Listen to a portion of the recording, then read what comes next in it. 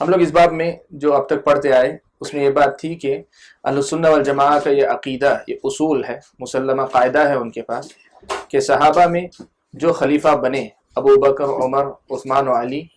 یہ ان کی شرعی ترتیب ہے، یعنی اتفاقی ترتیب نہیں بلکہ شریعت کے تقاضوں کے مطابق یہ ترتیب ہے۔ صحابہ نے کسی کے، اللہ کے نبی صلی اللہ علیہ وسلم کی طرف صحابہ نے کسی کو مشورے سے منتخب کیا، کسی نے کسی کو نامزد کیا، کسی نے کمیٹی شورا بنا دی، وہاں سے انتخاب ہوا۔ انتخاب جس طرح بھی ہوا ہو، اہل سنہ کے پاس اس پر اتفاق ہے کہ ان کی یہ ترتیب یہ عین شریعت کے مطابق ہے، لہذا ان سب کی خلافت برحق ہے اور ان سب کی فضیلت بھی مسلم ہے، اور جو ترتیب ان کی خلافت میں ہے فضیلت میں بھی ان کی یہی ترتیب ہے۔ یہ بنیادی مسئلہ ہم پڑھتے ہوئے آ رہے تھے، اور اس مسئلے کی تائید میں جو احادیث بعض خواب کی شکل میں اور بعض اللہ کے نبی صلی اللہ علیہ وسلم کے بعض الفاظ کی شکل میں جو احادیث ہمیں ملی ان کو ہم پڑھتے جا رہے تھے، اسی کے سلسلے کو آگے بڑھائیں گے۔ اور آج کے درس میں کچھ حدیثیں، ایک حدیث اور جو ہے اسی مسئلے سے متعلق آئے گی، اس کے بعد کچھ بالکل الگ قسم کی کچھ حدیثیں آئیں گی، ان پر آج ہم لوگ گفتگو کریں گے۔ سب سے پہلی حدیث جو آج ہماری ہے وہ حضرت سمرہ بن جندب رضی اللہ تعالیٰ عنہ کی، حضرت سمرہ بن جندب رضی اللہ تعالیٰ عنہ کی روایت ہے۔ امام ابو داؤد رحمۃ اللہ علیہ اپنی سند سے حضرت سمرہ بن جندب رضی اللہ تعالیٰ عنہ سے روایت کرتے ہیں کہ ایک آدمی نے کہا، اللہ کے رسول، میں نے یہ خواب دیکھا ہے جیسے کوئی ڈول سمجھتے ہیں، کوئی بکیٹ جس سے پانی نکالا جاتا ہے کنویں سے، کوئی ڈول دلیہ من السماء، آسمان سے لٹکایا گیا ہے۔ فجاء ابو بکر، حضرت ابو بکر صدیق آئے، فاخذ بعراقیها فشرب شربا ضعیفا، حضرت ابو بکر نے اس کے کناروں کو پکڑا اور پکڑ کر اس سے پانی پیا، لیکن بہت تھوڑا، بہت ان کے پینے میں کمزوری تھی، وہ جو پانی پیے ان کے پینے میں کمزوری تھی حضرت ابو بکر کے۔ ثم جاء عمر، پھر ان کے بعد حضرت عمر آئے، فاخذ بعراقیها فشرب حتى تضلع، پھر حضرت عمر آئے، انہوں نے بھی اس کے کناروں کو پکڑا، دونوں کناروں کو، اور اس سے پیا تو خوب پیا، اتنا کہ گویا پیٹ بھر کر پسلیاں تک کھل گئی، پسلیاں کھل گئی، تضلع کے معنی ہوتے ہیں پسلیاں کھل گئی، یعنی خوب سیراب ہو کر پیا۔ ثم جاء عثمان، پھر ان کے بعد عثمان آئے، فاخذ بعراقیها، تو انہوں نے بھی اس کے کناروں کو پکڑا، فشرب، تو اس سے پانی پیا، حتی تضلع، انہوں نے بھی اتنا سیر ہو کے پیا کہ ان کی پسلیاں بھی کھل گئی پوری طریقے سے۔ ثم جاء علی، پھر حضرت علی رضی اللہ تعالیٰ عنہ آئے، فاخذ بعراقیها، تو حضرت علی رضی اللہ تعالیٰ عنہ نے اس کے دونوں کناروں کو پکڑ کر اٹھایا، فانتشطت، تو وہ جو ڈول تھا وہ ذرا ہل گیا، اور ہلنے کی وجہ سے وانتضح علیہ منها شیء، کچھ پانی جو ہے ان کے اوپر گر گیا، پینے کے بجائے جو ہے پانی ان کے کچھ اوپر گر گیا۔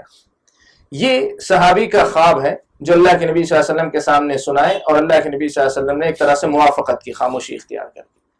اہل علم نے اس حدیث کی تشریح کرتے ہوئے بتایا کہ بنیادی مسئلہ تو یہ ہے کہ اس میں خلافت کی ترتیب معلوم ہوتی ہے، اس لیے کہ عربی زبان میں ثم جو ہے ایک کام کے بعد دوسرے کام کے ہونے کے لیے بتایا جاتا ہے، تو اس میں خلافت کی ترتیب کا پتہ چلتا ہے، ابو بکر، پھر عمر، پھر عثمان، پھر علی، اور اس کے ساتھ ان چاروں کی خلافت سے متعلق ایک ان کی کیفیت بیان کی گئی، خلافت کی کیفیت۔ اس میں حضرت ابو بکر کے متعلق کہا ہے کہ حضرت ابو بکر نے پیا تو بہت کمزور، ان کے پینے میں کمزوری تھی، تو کہا اس میں اشارہ ہے حضرت ابو بکر کی خلافت کے مختصر ہونے کی طرف، اس لیے کہ حضرت ابو بکر کی خلافت تقریباً 2.5 سال کہہ سکتے ہیں آپ، 2 سال 2.5 سال کے درمیان کا وقفہ، یہ حضرت ابو بکر کی خلافت کا زمان۔ اس کو اسی لیے کہا شرباً ضعیفہ، ان کے پینے میں کمزوری تھی، یعنی بھرپور طریقے سے خلافت کو سنبھال کر سارے مسائل کو اس کے انجام تک پہنچانے کا جو معاملہ ہے، اتنا موقع ان کو میسر نہیں ہوا، اللہ تعالیٰ نے اس سے پہلے ان کو اپنے پاس بلا لیا، انتقال کر گیا حضرت ابو بکر صدیق، اس لیے کہا شرباً ضعیفہ۔ اس میں حضرت ابو بکر پر کسی قسم کی تنقید نہیں ہے، سمجھ رہے نا، یہ اصل نزاکت وہی ہے اس میں۔ شرباً ضعیفہ سے مراد پینے میں کمزوری تھی، یعنی ان کو اتنا پینے کا میسر نہیں ہوا، جس طرح خلافت کو اپنے اختیار میں لے کر اس کے جملہ معاملات کو درست کر دینا، یا تو انسان کی اپنی کمزوری کی وجہ سے نہیں کر پاتا، یہ اتنا وقت نہیں ہے کہ وہ پورے کام کر سکے۔ اور معلوم ہے آپ کو 2-2.5 سال کا جو بھی وقفہ ملا مرتدین کے خلاف، اور اس کے بعد مانعین زکوٰۃ کے خلاف، مدعین نبوت کے خلاف لڑائیاں، اور اس کے ساتھ عرب کے پورے علاقے کو پھر سے مضبوط کر کے عراق کے علاقے میں بعض علاقوں کو فتح کر لیا اور ایران کے علاقے میں تک پیش قدمی کر گیا حضرت ابو بکر کی مختصر سے خلافت میں. جتنی مدت گزاری بہت اچھی طریقے سے گزاری، لیکن مجموعی طور پر خلافت کا جو ایک سسٹم سیٹ اپ پورا تھا وہ حضرت ابو بکر کے زمانے میں مکمل نہیں آ سکا تھا، اس وجہ سے اسے شربن ضعیفہ کہا. اس کے بعد حضرت ابو عمر اور حضرت عثمان کے لیے، اس لیے کہ حضرت عمر تقریباً 10 سال حکومت کی، خلافت میں 10 سال رہے. ان کے بعد حضرت عثمان تقریباً 12 سال رہے. علی علم نے باقاعدہ ایام اور مہینوں کی تعداد کے ساتھ لکھا ہے، مجمل میں بتا رہا ہوں آپ کو. 10 سال حضرت عمر کے اور 12 سال تقریباً حضرت عثمان کی. اسی لیے دونوں کے بارے میں کہا کہ دونوں نے پانی پیا تو بھرپور طریقے سے پانی پیا، یہاں تک کہ ان کی پسلیاں کھل گئی. ٹھیک ہے. یہ اس کے بعد حضرت علی کے متعلق یہ جو کہا کہ انہوں نے ڈول لیا تو ڈول چھلک گیا،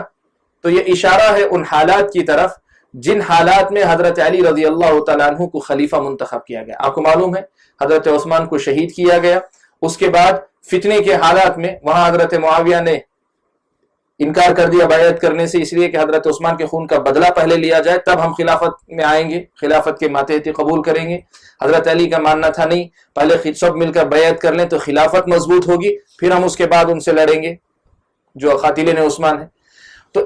ان حالات کی وجہ سے حضرت علی رضی اللہ تعالیٰ عنہ کی خلافت میں صورتحال یہ ہوئی کہ حضرت عثمان کے زمانے تک فتوحات کا اور اسلام کی نشر و اشاعت کا جو سلسلہ چلتا تھا ایک طرح سے حضرت علی رضی اللہ تعالیٰ عنہ کے دور میں وہ ایک طرح سے رک گیا.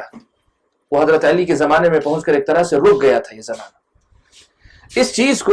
کہ یہ حضرت علی رضی اللہ تعالیٰ عنہ کے زمانے میں پہنچ کر رک گیا، اور جو حالات جس قسم کے فتنے اٹھے حضرت علی کے زمانے میں، خاص طور پہ خود خوارج پوری قوت کے ساتھ حضرت علی رضی اللہ تعالیٰ عنہ کے زمانے میں ظاہر ہوئے، انہی سب حالات کی طرف اس تعبیر سے اشارہ ہے کہ جب انہوں نے ڈول سنبھالا تو پانی اس میں سے چھلک گیا حضرت علی رضی اللہ تعالیٰ عنہ پر. یہ خواب جو کہ اللہ کے نبی صلی اللہ علیہ وسلم کے سامنے سنایا گیا، ایک طرح سے مرفوع حدیث کہی جسے ہم نے کہا کہ مرفوع تقریری. اس حدیث کی سند میں اہل علم کا اختلاف ہے، بعض علماء نے اسے ضعیف کہا،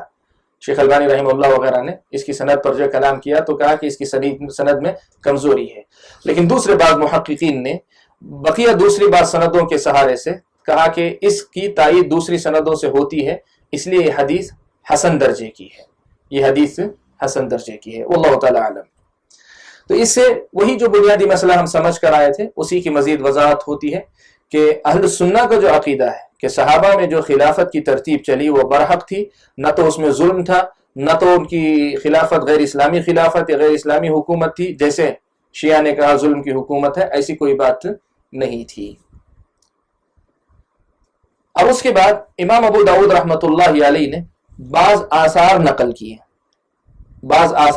کیے ہیں اور بعض جو ہے ایسی باتیں نقل کی ہیں جس میں ان سے ہٹ کر بالکل ہی ایک دوسری قسم کی باتیں ہیں. ان میں بتانا یہ ہے کہ نبی اکرم صلی اللہ علیہ وسلم کے طریقے پر جو خلافت ہوگی جسے خلافت علی منہاج النبوہ کہتے ہیں، اس خلافت علی منہاج النبوہ کے خاتمے کے بعد حالات بگڑ جائیں گے،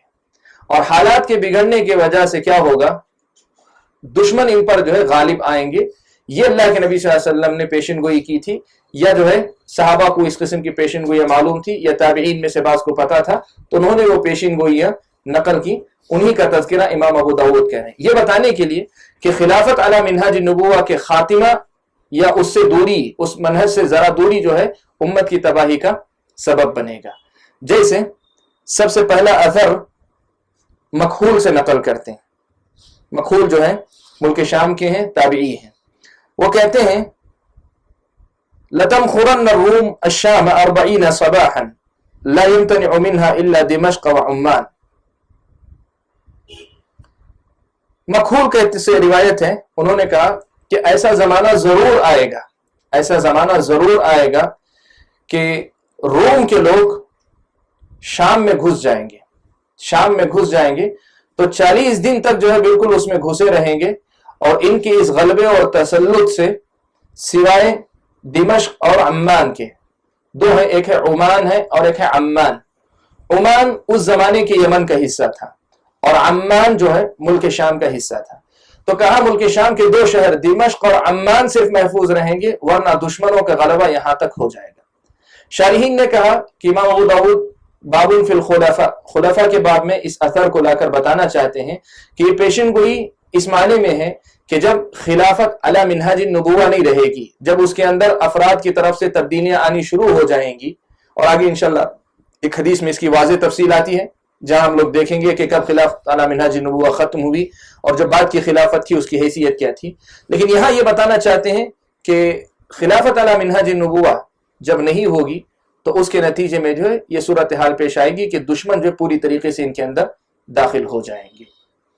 امام ابو داؤد رحمۃ اللہ علیہ نے ایک دوسرا اثر بھی نقل کیا ہے. ابو عیس یا ابو آیس، عیس نے ابو آیس عبد الرحمن ابن سلمان، یہ بھی جو ہے تابعین میں سے، وہ کہتے ہیں کہ سیأتی ملک من ملوک العجم یظہر علی المدائن کلھا الا دمشق، عجم کے بادشاہوں میں سے ایک بادشاہ آئے گا تو وہ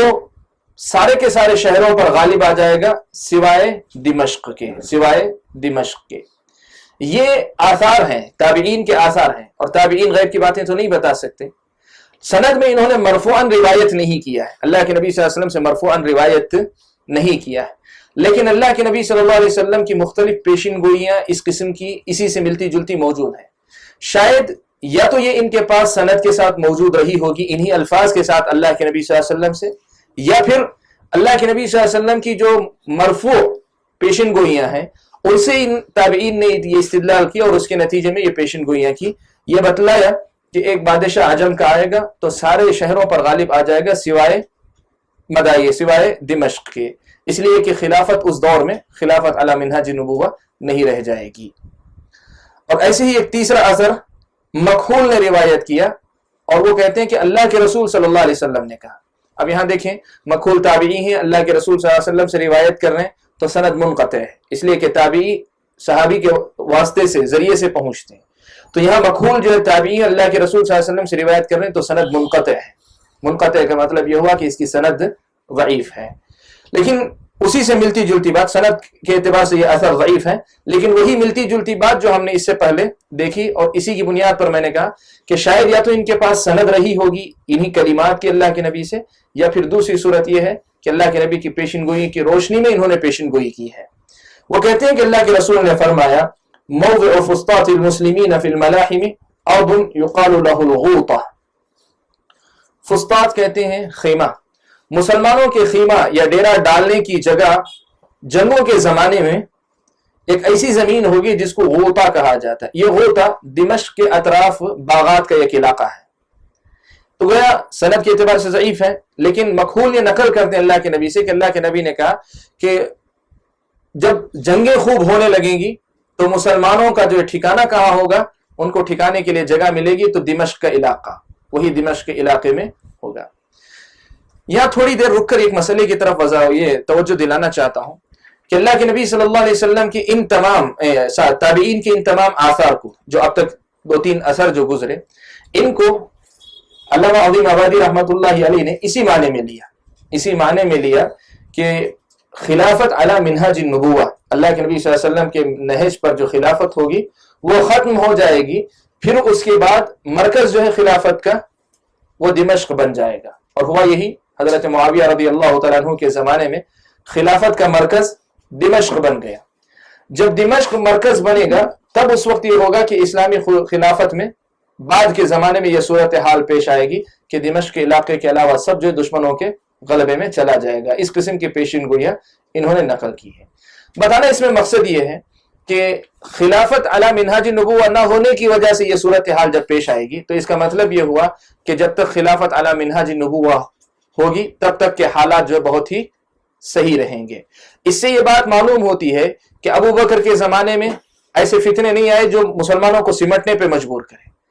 بلکہ حضرت ابو بکر کی خلافت کے بعد سمٹا ہوا جو اسلام تھا، ایک طرح سے اسلام جو سکڑ گیا تھا مدینے کے اندر فتنوں کے کھڑے ہونے کی وجہ سے، ابو بکر نے پھر سے اسے پورے عرب کے اندر پھیلا دیا. عمر نے اسے اور وسعت دی، علی نے اسے، عثمان نے اور اسے وسعت دی، اور حضرت علی رضی اللہ تعالیٰ عنہ نے اسے کیا کیا، اس میں جو فتنہ ہے ان کے خاتمے، خوارج کے ساتھ لڑنا اور انہی میں سب رکھ کے انہی کو مضبوط کرنے میں وقت گزارا. لیکن ایسا نہیں ہوا کہ دشمن جو ہے مسلمانوں کے اندر گھستے چلے آئے. تو ایک طرح سے اس میں استدلال اس پر بھی ہے کہ ان کی خلافت جو تھی وہ صحیح تھی، اسی لیے اللہ تعالیٰ نے خارجی فتنوں سے کم از کم ان کی حفاظت کی۔ ایک لطیف استدلال ہے جس میں بہرحال گنجائش باقی ہے کہ کوئی کہہ سکتا ہے کہ ٹھیک ہے خارجی نہیں تو داخلی فتنے تو تھے، ایک گنجائش باقی ہے۔ علماء ایک کوشش کرتے ہیں، اس لیے کہ ابو داؤد نے جب لکھا تو کیوں اس حدیث کو یہاں ذکر کیا، انہوں نے صراحت نہیں کی۔ اب اہل علم اجتہاد کرتے ہیں کہ امام ابو داؤد نے کیوں اس کو یہاں ذکر کیا، تو یہ ان کے اجتہاد کے نتیجے میں یہ بات سامنے آئی ہے۔ اس کے بعد بابن فی الخلفاء ہی میں ہی حضرت امام ابو داؤد رحمۃ اللہ علیہ نے حجاج ابن یوسف، آپ کو معلوم ہے حجاج ابن یوسف خلافت راشدہ کے بعد بنو امیہ کی حکومت آئی، بنو امیہ کی سن 132 سے لے کر بنو امیہ کی نہیں 132 سے نہیں سن 40 سے لے کر 132 تک بنو امیہ کی حکومت آئی، اور 132 سے لے کر پورے جو ہے 656 تک بنو عباس کی حکومت تھی۔ تو یہ جو بنو امیہ کی حکومت تھی، اللہ کے نبی صلی اللہ علیہ وسلم کی پیشن گوئی کے مطابق یہ خلافت علی منہاج النبوہ نہیں ہے، لیکن غیر اسلامی نظام حکومت بھی نہیں ہے، جیسے ہم وضاحت کریں گے آئندہ۔ لیکن اتنی بات ضرور ہے کہ یہ جو حکومت تھی خلافت علی منہاج النبوہ نہیں تھی، لیکن اس دور میں جو بنو امیہ کے مختلف گورنر تھے، ان میں سے مشہور ایک گورنر جس کو ساری دنیا جانتی ہے حجاج ابن یوسف، یہ جو ہے انتہا درجے کا ظالم شخص تھا، اور بنو امیہ کی حکومت کی تائید میں اس حد تک مبالغہ کرتا تھا، جیسے کچھ آثار اس کی نقل کریں گے، اس کی کچھ باتیں تو آپ سمجھیں گے کہ وہ جو ہے خلافت علی منہاج النبوہ کے گویا اس کو قائم مقام یا اس کا بدیل سمجھتا تھا، یا اس سے بہتر بھی بسا اوقات سمجھتا تھا حجاج ابن یوسف۔ تو امام ابو داؤد نے اس کے آثار کو نقل کر کے یہ بتانا چاہا کہ حجاج ابن یوسف کی یہ اپنی رائے تھی، لیکن اس کے کہنے سے یہ خلافت یا یہ حکومت جو تھی خلافت راشدہ کے بعد کی، یہ خلافت علی منہاج النبوہ نہیں ہو جاتی، بلکہ خلافت علی منہاج النبوہ نبی اکرم صلی اللہ علیہ وسلم کی پیشن گوئی کے مطابق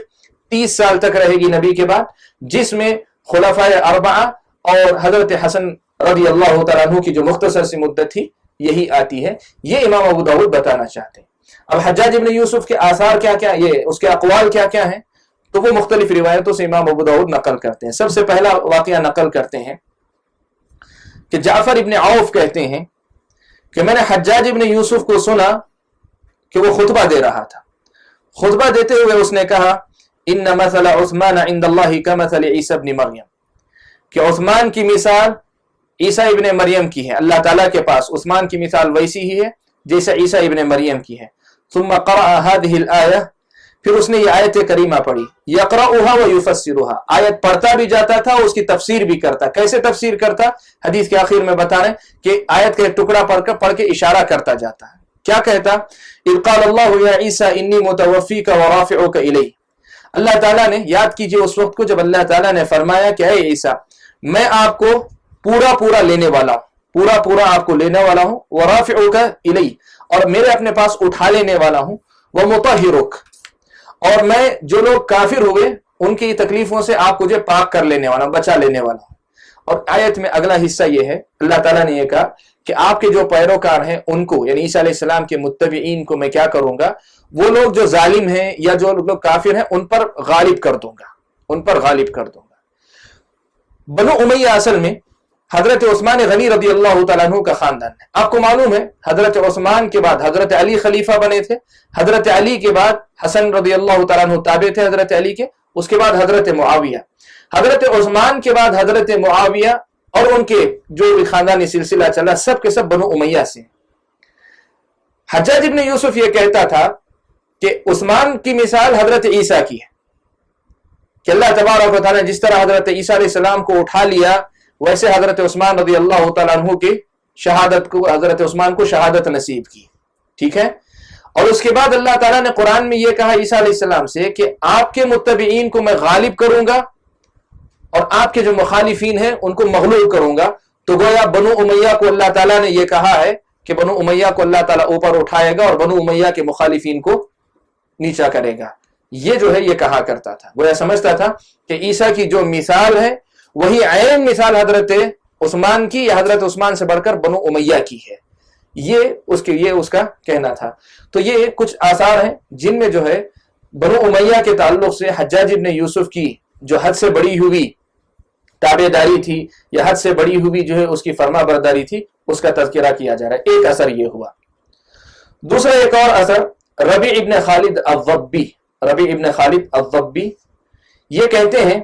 کہ میں نے حجاج کو خطبہ دیتے ہوئے سنا کہ وہ خطبے میں کہہ رہا تھا، لوگوں سے پوچھ رہا تھا، رسول احدکم فی حاجتہ اکرم علیہ ام خلیفتہ فی اہلہ۔ وہ لوگوں سے پوچھ رہا تھا، مجھے ذرا بتاؤ،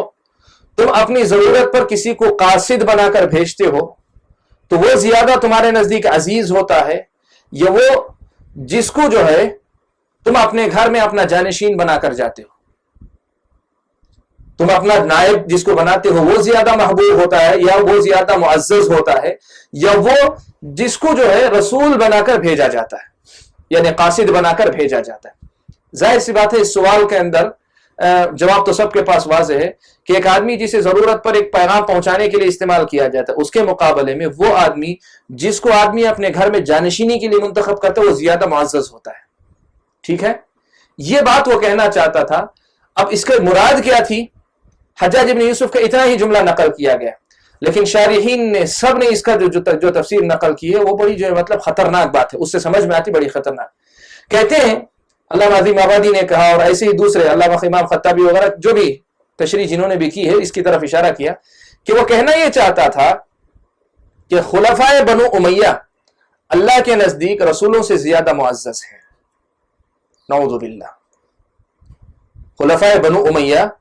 رسولوں کے نزدیک جو ہے وہ اللہ کے نزدیک رسولوں سے زیادہ معزز ہیں۔ کیوں؟ اللہ تعالیٰ نے رسولوں کو پیغام پہنچانے کے لیے منتخب کیا، بس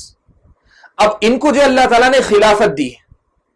تو جس کو خلافت ملتی ہے، جانشینی ملتی ہے، نیابت ملتی ہے، وہ معزز ہوتا ہے اس کے مقابلے میں جس سے صرف پیغام پہنچانے کے لیے منتخب کیا جائے۔ یہ اس کی بات تھی، اور یہ اگر واقعی اس کی مراد ہے، اس لیے کہ یہ اس کے جملے کی تشریح بیان کی جا رہی، اگر واقعی یہ مراد ہے تو سب علماء نے اس کے ساتھ صراحت کی کہ یہ کھلا ہوا کفر ہے،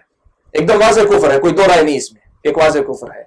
اس مسئلے پر میں کچھ چیزیں تلاش کر رہا تھا تو میں نے یہی دیکھا کہ علماء میں سے جس نے بھی جو ہے ذکر کیا حجاج ابن یوسف کے متعلق کیا یہ شخص کافر ہے، اس پر جو چیزیں ملی وہ یہی، اللہ کے نبی صلی اللہ علیہ وسلم کی واضح حدیث ہے، اللہ کے نبی نے پیشن گوئی کی کہ قبیلے بنو ثقیف سے دو آدمی نکلیں گے، ایک جھوٹا نکلے گا اور ایک جو ہے مبیر، ہلاک کرنے والا ظالم انسان نکلے گا۔ اہل علم نے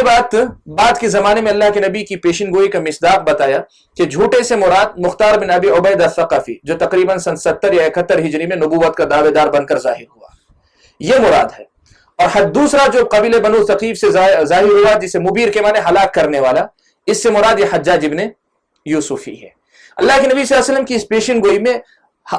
ہلاک کرنے والا یعنی ایک ظالم کی حیثیت سے اس کا تذکرہ ہے، کافر کی حیثیت سے صراحت اس کی نہیں ہے۔ اور علماء میں سے بھی میں نے جہاں تک دیکھا مجھے صراحت کے ساتھ کوئی ایسا مسئلہ نہیں ملا کہ حجاج ابن یوسف کو صاف الفاظ میں کفر کا حکم لگایا گیا کہ نہیں یہ کافر ہو گیا تھا۔ تو میں نے جسے کہا اگر یہ مسئلہ ہے واقعی یہ جو ہے حجاج ابن یوسف کی یہی مراد ہے تو اس میں کوئی شک نہیں کہ یہ کفر ہے، اس بات میں کوئی شک نہیں کہ یہ کفر ہے کہ کوئی یہ عقیدہ رکھے۔ اور اس اشکال کا اس کا جواب جو ہے، اس کا جواب علامہ عظیم آبادی رحمۃ اللہ علیہ نے بڑے اچھے انداز میں دیا، کہا کہ اگر یہ حجاج سمجھتا ہے تو یہ اس کی کم فہمی کا نتیجہ ہے، اس کو یہ سمجھنا چاہیے کہ اللہ کے رسول صرف رسول ہی نہیں ہوتے، اللہ تعالیٰ کے خلیفہ بھی ہوتے ہیں۔ جن کو خلفاء کہا گیا یہ رسولوں کے خلیفہ ہیں، یہ رسولوں کے جانشین ہیں، ورنہ اللہ تعالیٰ کی طرف سے حکومت جو بھی نظام جو بھی قائم ہوتا ہے اس میں اللہ کی نیابت کی حیثیت سے احکام کی تنفیذ کا مسئلہ یہ رسولوں کے ہاتھ میں ہوتا ہے۔ اور یہ سارے انبیاء جو ہے سارے انسانوں سے افضل ہیں، یہ سب کے پاس متفق مسئلہ ہے۔ اور سب سے بڑھ کر پیارے نبی صلی اللہ علیہ وسلم نے صاف الفاظ میں کہا میں اولاد آدم میں سب کا سردار ہوں۔ ان ساری وضاحتوں کے بعد یہ سوچ آنے کا کوئی امکان ہی نہیں، یہ اس کی غلط فہمی، اس کی کم فہمی، حجاج ابن یوسف کی کم فہمی ہے جس کے نتیجے میں یہ خیال اس کے اندر پیدا ہوا۔ تو میں یہ بتا رہا تھا کہ حجاج ابن یوسف کا یہ جملہ یہ بنو امیہ کی حد سے زیادہ بڑی ہوئی عقیدت، حد سے زیادہ وفاداری کا اظہار کرنا، یہ وہ جذبہ تھا، لیکن اس کے جذبے سے قطع نظر یہ کلمہ جو ہے یہ کفر کا کلمہ ہے، کفر کا کلمہ ہے۔ مجھے صراحت نہیں ملی اہل علم کی طرف سے، اور میں کہا پوری طریقے سے کہیے ایسا نہیں دعویٰ کہ میں سب دیکھ چکا ہوں، جتنا میں دیکھ سکا اس میں صراحت نہیں ملی کہ اس کی تکفیر کی گئی ہو، لیکن اس میں کوئی شک نہیں کہ اس کے بارے میں ظالم اور فاسق و فاجر ہونے پر سب کا تقریباً اتفاق ہے۔ اسی لیے امام ذہبی رحمۃ اللہ علیہ نے हज्जाज इब्न यूसुफ के बारे में जब लिखा तो एक बड़ा प्यारा जुमला लिखा, और ये हज्जाज इब्न यूसुफ के बारे में बहुत ही जामे जुमला है। कहा कि यह ऐसा आदमी है, इसकी बहुत सी नेकियां हैं, इसलिए कि बाज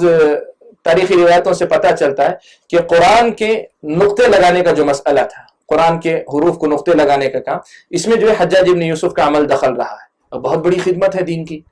तो ऐसी बहुत सारे हसनात को लोगों ने जिक्र किया। तो इमाम ज़हाबी ने कहा कि लहू हसनात, उसके पास बहुत सी नेकियां हैं हज्जाज इब्न यूसुफ के पास, लेकिन हसनातुहु मग़मूरतुन फी बहरी सय्यातिही, कहा कि उसकी नेकियां ऐसी हैं कि उसकी पूरी नेकियां उसकी बुराइयों के समंदर में डूब चुकी हैं। यानी बुराइयों का समंदर इतना है कि उसके मुकाबले में इसकी नेकियों की कोई हैसियत नहीं। यही अहले इल्म की राय है जो मुझे मिल सकी। हज्जाज इब्न यूसुफ की तकफीर का जहां तक मसला है, मजीद तहकीक तरफ है, मेरे सामने तो ऐसी कोई सराहत अहले इल्म की तरफ से नहीं है। अलबत्ता ये जुमला अगर वाकई यही मुराद है तो इसमें कोई दो राय नहीं कि यह कुफ्र है। ये जब उसने कहा, रबी इब्न खालिद जो ये किस्सा नकल कर रहे हैं, कहा फ़क़ुल्तु फ़ी नफ़्सी, जैसे ही उसकी जबान से ये बात सुना मैं, मेरी समझ में आ गया वो कहना क्या चाह रहा है, यानी यही माना मुझे समझ में आ गया। तो मैंने कहा लिल्लाहि अलैया, अल्लाह की खातिर मुझ पर यह कसम है, यानी अल्लाह के साथ आज मैं अहद करता हूँ, अल्लाह उसल्ली खल्फका सलातन अबदा। अपने नफ्स में कहा, सामने नहीं कह सकते, बड़ा जालिम इंसान था। कहा दिल में यह अहद करता हूँ कि आज के बाद तेरे पीछे एक नमाज भी नहीं पढ़ूंगा, इतने सरी कुफरिया जुमले के बाद तेरे पीछे कभी मैं नमाज नहीं पढ़ूंगा। वइन वजदतु कौमन युजाहिदूनक लउजाहिदन्नक मअहुम, और अगर मुझे पता चला कि कोई भी कौम तेरे खिलाफ जिहाद कर रही है तो मैं उस कौम के साथ शामिल होकर तेरे खिलाफ लड़ूंगा। ये अल्लाह ताला की खातिर मुझे जो कसम है, यानी मैं अल्लाह अपने ऊपर यह कसम वाजिब कर लेता हूं। नकल किया है ज़ाद इसहाक फी हदीसिही, रावी जो इसहाक हैं, इसहाक इब्न इस्माइल, वो जो है अपनी हदीस में वजाहत करते हैं कि इस इकरार के बाद इनको मौका मिला भी। दैर जमाजिम बोल के एक अब्दुल्ला इब्न अशअस हैं, फितनतु इब्नुल अशअस के नाम से जाने जाते हैं, इन्होंने बगावत की थी, तो उनके खिलाफ हज्जाज इब्न यूसुफ खूब जो है जबरदस्त जंग लड़ा था। तो कहते हैं सिर्फ अपनी इस कसम को पूरा करने के लिए अब्दुल्ला इब्न अशअस के साथ शामिल होकर रबी इब्न खालिद ने हज्जाज इब्न यूसुफ के खिलाफ लड़ाई लड़ी। ये कसम जो खाली थी, इस कसम को पूरा करने के लिए तुमसे जो भी कौम लड़ेगी मैं उसके साथ शामिल होकर लड़ूंगा, उन्होंने उनसे लड़ाई की। तो यह हज्जाज इब्न यूसुफ का एक और असर है जो उसी पिछले असर की तरह या एक पिछले वाक़ये की तरह ये भी एक वाक़या है जिसमें पता चलता है कि ये जो है बनु उमैया की खिलाफत को कितना ऊंचा समझता था। इमाम अबू दाऊद इसको लाकर बताना चाह रहे हैं कि उसके दावे से उसे ये मुकाम हासिल नहीं हो जाता, जैसे हदीस आगे नकल करेंगे, खिलाफत अला मिन्हाज नबुव्वत 30 साल तक ही बाकी थी, उसके बाद की अल्लाह के नबी के तरीके पर खिलाफत नहीं थी, गर्चे हज्जाज इब्न यूसुफ जैसे लोग उसे कितना ही ऊपर उठाने की कोशिश करें। एक और असर, एक और वाकया, एक और साहब अबू बकर जो आसिम से नकल करते हैं। आसिम कहते हैं कि मैंने हज्जाज को सुना कहते हुए वहु अलल मिंबर पर खुतबा दे रहा था, खुतबा देते हुए कह रहा था इत्तकुल्लाह मस्ततातुम लैसा फीहा मसनविया, कहा कि अल्लाह ताला से जितना डर सकते हो डरो, इसमें कोई इस्तिस्ना नहीं है। इस्तिस्ना नहीं का मतलब कोई ऐसा नहीं कि नहीं बाज हालत में नहीं डरे तो चलेगा, नहीं, हर हाल में तुम्हें अल्लाह ताला से डरना, इसमें इस्तिस्ना नहीं। अल्लाह ताला से जितना हो सके डरो, इसमें कोई इस्तिस्ना नहीं। बात सही है, बिल्कुल सही बात है। लेकिन देखें ऐसा ही होता है, हक के साथ बातिल कैसे शामिल होता है। देखें कहा वस्माउ व अतीउ लैसा फीहा मसनविया लिअमीरिल मुमिनीन अब्दुल मलिक, कहा कि अब्दुल अमीरुल मुमिनीन मुसलमानों का खलीफा अब्दुल मलिक इब्न मरवान बनु उमैया के खलीफा, अब्दुल मलिक इब्न मरवान की बात सुनो और उनकी इताअत करो, और इस इताअत के अंदर भी इस्तिस्ना नहीं, हर हाल में तुम्हें इताअत ही करनी है। ये गलत बात है, ये गलत बात है, इसलिए कि इताअत जो खुलफा की है वो मशरूत है इस मामले के साथ जब तक कि वो अल्लाह और उसके रसूल के हुक्म के ताबे रहे। किसी भी उम्मती की चाहे वो हुक्मरान की हैसियत से हो, किसी आलिम की हैसियत से, मुफ्ती की हैसियत से हो, किसी भी हैसियत से, शरीयत में मुतलक इताअत किसी को नहीं दी गई है। अफराद में से, उम्मतियों में से किसी को यह मुकाम नहीं दिया गया। यह कहता था जिस तरह अल्लाह ताला का तकवा इख्तियार करना हर हाल में फर्ज है, उसमें कोई इस्तिस्ना, कोई जो है चांस नहीं है, बिल्कुल वैसे ही अब्दुल मलिक इब्न मरवान की इताअत भी वाजिब है, फर्ज है, उसमें कोई चांस नहीं, इस्तिस्ना नहीं है, यह कहा करता था। वल्लाही, और उसी के नतीजे में कहता वल्लाही, अल्लाह की कसम, लौ अमरतु अन्नास अन यखरुजू मिन बाबिन मिनल मस्जिद फखरजू मिन बाबिन आखर लहल्लत ली दिमाउहुम व अमवालुहुम, अल्लाह की कसम, अगर मैं लोगों को यह हुक्म दूं कि मस्जिद के इस दरवाजे से निकलो और लोग उस दरवाजे से न निकलकर दूसरे दरवाजे से निकले, तो चूंकि खलीफा के हुक्म वाजिब है اور حاکم کی بات نہ ماننا ایک طرح سے بغاوت ہے اس کی، اس لیے میں حاکم کا نائب ہوں تو مجھے بھی وہ مقام حاصل ہے کہ میری بات گویا عین دین ہے۔ اب میں بولا اس دروازے سے نکلو تو اسی دروازے سے نکلنا، اگر اس دروازے کو چھوڑ کر کسی اور دروازے سے نکلے تو ان کے مال اور ان کے خون میرے لیے حلال ہو جائیں گے، یعنی میں چاہوں تو ان کو قتل بھی کر سکتا ہوں، ان کو تباہ و برباد بھی کر سکتا ہوں۔ غلط جملہ ہے، شرعاً جو ہے یہ درجہ کسی کو نہیں دیا گیا ہے۔ بغاوت ایک الگ چیز ہے، اطاعت مشروط ہے۔ یہ جو کہہ رہا ہے کہ جو ہے میری ہر بات ماننا فرض ہے، اگر اس بات کو بھی نہیں مانے تو سب حلال ہو جائے گا، یہ بات جو ہے اہل سنہ والجماعہ کی بات کبھی نہیں رہی، صحابہ تابعین کی بات نہیں، شریعت کی بات نہیں رہی۔ یہ جو حجاج ابن یوسف کی حد سے زیادہ بڑھی ہوئی خود مختاری جسے کہیے یہ تھی اس کی۔ اس کے بعد یہ بھی کہتا ہے واللہ لو اخذت ربیعۃ بمضر لکان ذلک لی من اللہ حلال، کہتا ہے کہ اگر مضر کے جرم کے بدلے میں، مضر ایک قبیلہ ہے، ربیعہ ایک قبیلہ ہے، کہا مضر کے جرم کے بدلے میں اگر ربیعہ کو پکڑ کر میں سزا دینا چاہوں تو میرے لیے وہ بھی حلال ہے، میرے لیے اللہ تعالیٰ کی طرف سے وہ بھی حلال ہے، یعنی میں حاکم ہوں تو مجھے اتنا اختیار شریعت نے دیا ہے۔ یہ بھی غلط ہے، شریعت کا واضح مسئلہ ہے کہ اللہ تزر وازرۃ وزر اخری، ایک کا بوجھ دوسرا کبھی نہیں اٹھاتا، کبھی نہیں اٹھاتا۔ اور اس کے بعد حضرت عبداللہ ابن مسعود رضی اللہ تعالیٰ عنہ جو کوفہ میں چونکہ یہ رہتا تھا، کوفہ میں حضرت عبداللہ ابن مسعود صحابہ میں سب سے بڑے درجے کے صحابی سمجھے جاتے تھے۔ تو حضرت عبداللہ ابن مسعود رضی اللہ تعالیٰ عنہ حضرت عثمان کے زمانے میں معلوم ہے قرآن کو جمع کر لیا گیا تھا، اور مختلف جو قراءتیں تھیں ان کو ختم کر کے قریش کا جو لہجہ تھا اس پر قرآن پڑھنے کا مکلف کر دیا گیا تھا۔ حضرت عثمان نے اسی لہجے کے مطابق قرآن لکھا کر پورے علاقوں میں بھیج دیا تھا کہ اب اسی پر لوگ عمل کریں۔ کچھ صحابہ کیا تھے، ان کو نے اللہ کے نبی سے براہ راست جو طریقے، جو اللہ کے نبی صلی اللہ علیہ وسلم سے جو زبان لہجے سیکھے تھے ان لہجوں پر وہ باقی رہے، آخر دم تک باقی رکھے، انہوں نے چھوڑا نہیں۔ حکومت کے طور پر تو یہ نافذ ہو گیا، وہ نافذ ہوتا ہے، اس سے اختلاف نہیں کیا، لیکن اللہ کے نبی سے جو طریقہ سیکھا تھا اس کو انہوں نے نہیں چھوڑا۔ حضرت عبداللہ ابن مسعود بھی، ان کی اپنی ایک قرات تھی حضرت عبداللہ ابن مسعود کی، جو اللہ کے نبی سے وہ سیکھے تھے، اسی کے مطابق قرآن پڑھتے تھے۔ حضرت عثمان کا جو قرآن تھا، جو قریش کے لہجے پہ ترتیب دیا گیا تھا، اس میں اور اس قرات میں لہجے کا اختلاف تھا بعض جگہ پہ، لیکن حضرت عبداللہ ابن مسعود اپنا طریقہ چھوڑتے نہیں تھے۔ اب چونکہ یہ بنو امیہ کی اندھی عقیدت میں ہے اور حضرت عثمان بنو امیہ سے تعلق رکھتے ہیں، اس لیے جو ہے، اور حضرت عثمان کے نافذ کردہ یا عطا دیے ہوئے قرآن کے مطابق حضرت عبداللہ ابن مسعود نہیں پڑھتے، اس لیے حضرت عبداللہ ابن مسعود کے متعلق خطبے میں کھڑے ہو کر کہا وَيَا عَدِيرِي مِنْ عَبْدِ هُذَيْلٍ يَزْعُمُ أَنَّ قِرَاءَتَهُ مِنْ عِنْدِ اللَّهِ وَاللَّهِ مَا هِيَ إِلَّا رَجْزٌ مِنْ رَجْزِ الْأَعْرَابِ مَا أَنزَلَهَا اللَّهُ عَلَى نَبِيِّهِ عَلَيْهِ السَّلَامِ، یہ کہتا تھا کہ وَيَا عَدِيرِي، کوئی مجھے جو ہے مطلب معذور سمجھے گا، یعنی جو ہے مطلب میں چاہتا ہوں کہ جو ہے عبداللہ ابن مسعود کے معاملے میں لوگ مجھے معذور سمجھیں۔ معذور سمجھے گا مطلب میں جو چاہے کر سکتا ہوں، لوگ مجھے اس پر ملامت نہ کریں، مجھے لوگ ملامت نہ کریں۔ کیوں؟ من عبد حذیل، قبیلہ حذیل کی اس بندے یا غلام، یعنی حضرت عبداللہ ابن مسعود کو جو ہے عبداللہ ابن مسعود کے وجہ عبد حذیل کے نام سے یاد کرتا ہے۔ کہتا ہے کہ یہ دعویٰ کرتے ہیں کہ ان کی جو قرات ہے وہ اللہ تعالیٰ کی طرف سے ہے، یعنی حضرت عبداللہ ابن مسعود کہتے ہیں کہ ان کی قرات اللہ تعالیٰ کی طرف سے سکھائی ہوئی ان قراتوں میں سے ہے جو اللہ کے نبی نے سکھائی ہے۔ واللہ ما ہی، کہتا ہے کہ اللہ کی قسم وہ تو بددعاؤں کے جو اشعار پڑھنے کے طریقوں میں سے ایک طریقہ ہے، بددعاؤں کے اشعار پڑھنے کے طریقوں میں سے ایک طریقہ ہے۔ ما انزلہ اللہ علی نبی علیہ السلام، اللہ تعالیٰ نے یہ طریقہ اپنے نبی پر نہیں اتارا۔ غلط بات ہے اس کی، ایک اور غلط بات۔ یہ ساری کی ساری چیزیں، ساری باتیں بس اسی ایک بنیادی نقطہ کہ بنو امیہ، خاندان بنو امیہ سے جو اندھی محبت اس کو تھی، اس کے نتیجے میں اس نے یہ سب کچھ کیا۔ اور ویسے ہی کہتا ہے وَعَدِيرِي مِنْ هَائِذِ الْحَمْرَاءِ يَزْعُمُ أَحَدُهُمْ أَنَّهُ يَرْمِي بِالْحَجَرِ فَيَقُولُ إِلَىٰ أَنْ يَقَعَ الْحَجَرُ قَدْ حَدَثَ أَمْرٌ فوالله لأدعنهم كالأمس الدابر قال فذكرته للأعمش فقال أنا والله سمعته منه۔ کہتا ہے ایک تو حضرت عثمان کے تعلق سے حضرت عبداللہ ابن مسعود ویسے ہی کہتا ہے کہ یہ جو عجم کے لوگ ہیں، یہ جو قبیلے بنو عجم کے لوگ ہیں، یہ سمجھتا تھا عرب اور عجم کا جو خاندانی نسلی عصبیت، وہ مزاج بھی اس کے اندر تھا۔ عجم کے لوگوں پر جو ہے تانا کر کسنا، یہ اس کے مزاج میں تھی، یہ چیز بھی تھی۔ تو کہتا ہے کوئی مجھے جو ہے عبداللہ ابن مسعود کی طرح عجم کے ان لوگوں کے مسئلے میں بھی مجھے معذور سمجھے۔ کیا کرتے ہیں یہ لوگ؟ پتھر پھینک دیتے ہیں، پتھر پھینک دیتے ہیں، اور جب فتنہ کھڑا ہوتا ہے تو کہتے ہیں جو ہے مطلب پتہ نہیں کہاں سے یہ پتھر چلا آیا.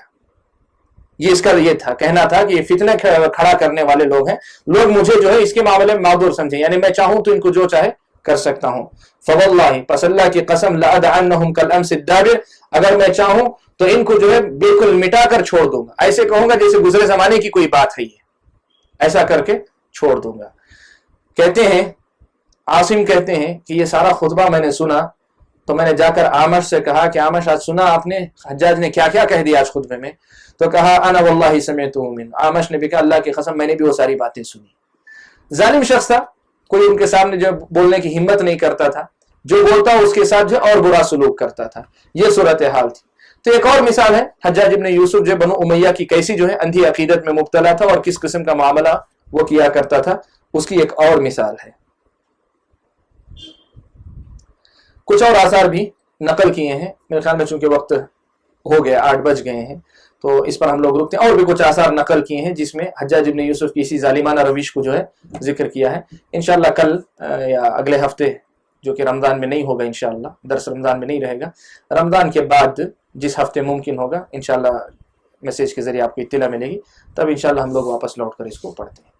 تو آج کے اس درس کے اندر جو بنیادی مسئلہ تھا وہی خلفاء اور خلافت کا مسئلہ، اور اسی مسئلے کے تسلسل میں کچھ باتیں وہ بھی لائی گئیں کہ خلافت علی منہاج النبوہ اگر نہ ہو تو لوگوں کے دعووں کی وجہ سے کوئی حکومت اسلامی یا غیر اسلامی نہیں بن جاتی. کوئی نظام یا کوئی سسٹم، کوئی شخص جو ہے خلیفہ وقت ہو یا امیر المؤمنین ہو تو وہ نبی اکرم صلی اللہ علیہ وسلم کا صحیح جانشین نہیں بن جاتا. یہ مسلمہ بات ہے کہ خلافت کی جو خصوصیات تھی وہ بنو امیہ کی حکومت میں کبھی نہیں رہی. یہ اور بات ہے کہ بنو امیہ کی جو حکومتیں تھیں آج کی بہت ساری بے دین حکومتوں سے بڑھ کر یا دیندار حکومتوں سے بڑھ کر بہت اچھی حکومتیں تھیں، یہ اور بات ہے. لیکن خلافت علی منہاج النبوہ کا ٹائٹل دینا یا اس کے برابر سمجھنا، چہ جائے کہ اس سے بہتر کہیں، یہ بات جو درست نہیں. یہی بات امام ابو داؤد رحمۃ اللہ علیہ اس باب میں بتانا چاہ رہے تھے. اللہ سے دعا کیجئے کہ اللہ تعالیٰ ہر باب میں سنت کی پہچان ہم لوگوں کو نصیب فرمائے اور اس کو اپنانے اور اس کو عام کرنے کی توفیق بھی ہم سب کو اللہ تعالیٰ نصیب فرمائے. آمین. وآخر